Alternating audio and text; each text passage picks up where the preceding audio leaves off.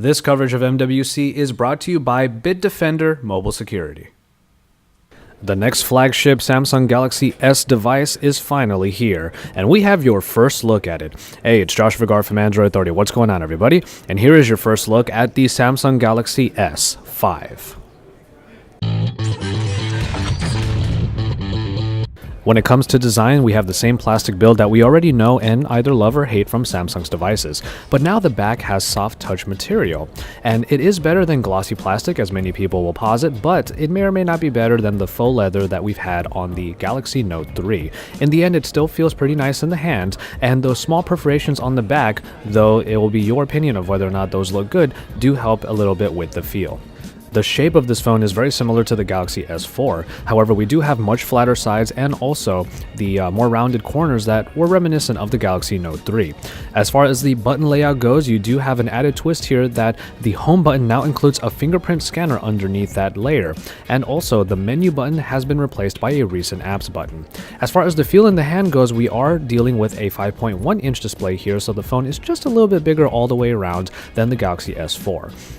We are dealing with a slightly larger screen here at 5.1 inches, but it is a 1080p display despite rumors of even more resolution being available on the S5. As far as the quality goes, however, the AMOLED screen on the S5 is still very great and is very reminiscent of the Galaxy S4 from last year. Both perform beautifully with highly vibrant colors, and they might be perhaps oversaturated at times, but in the end, the display is still very enjoyable.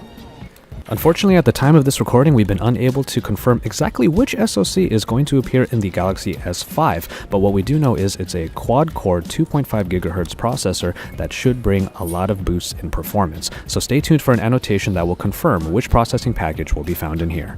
As far as hardware goes, we do see Samsung return to the general trope that they have of adding in basically everything but the kitchen sink. We'll start off with the 16 or 32 gigabytes of onboard storage that can be bolstered by a micro SD card slot. As far as the battery goes, a 2800 milliamp hour removable battery is available, which its capacity may not be a large leap for Samsung, but they did look to give great power saving options. One in particular is an ultra power saving option, which not only gives you a very minimalistic home screen, but also makes everything completely grayscale.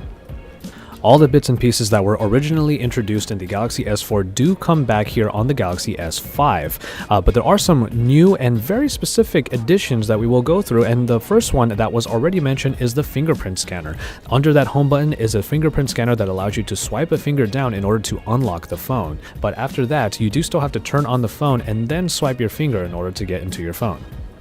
The other very interesting addition in the Galaxy S5 is the inclusion of a heart rate monitor, which is located right below the camera optics on the back. Essentially what happens is you can open up S Health, start the heart rate monitor, and when you lay a finger on top of the unit, it will read your heart rate and display it for you. It is good for all of those health fanatics out there, but is also a bit questionable in terms of whether or not it's going to be ultimately useful for everybody. Perhaps the biggest development here is the inclusion of an ISOCELL 16 megapixel sensor camera. Now, this camera is capable of some great shots, as Samsung claims, and as far as the video capabilities go, 4K recording is available, but it is limited at 5 minutes because of the sheer size of the files.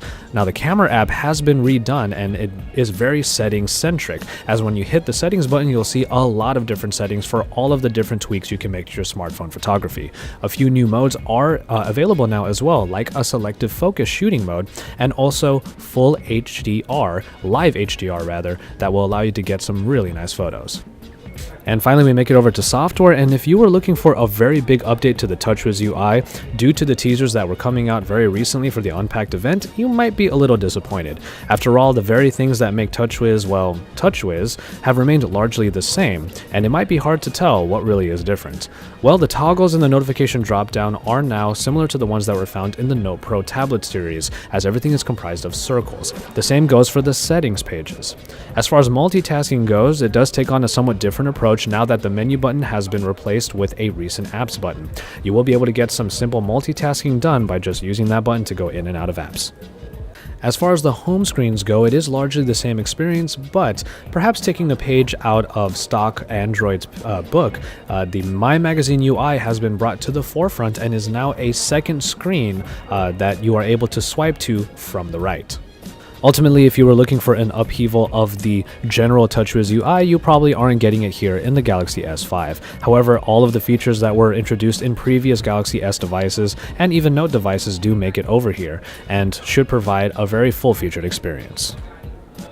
And so, there you have it for this first look at the Samsung Galaxy S5. Much like Samsung has done with previous Galaxy devices, they're really looking to put as much as they can into this one phone. Thankfully, it is put into a screen that is very enjoyable to use, and after that, it does pack a lot of power with that new processing package. In the end, whether or not all of the features are useful for you is something you're going to have to find out when this phone comes out onto the market. Well, until then, stay tuned to Android Authority for all of the best coverage from the Mobile World Congress here in Barcelona, Spain.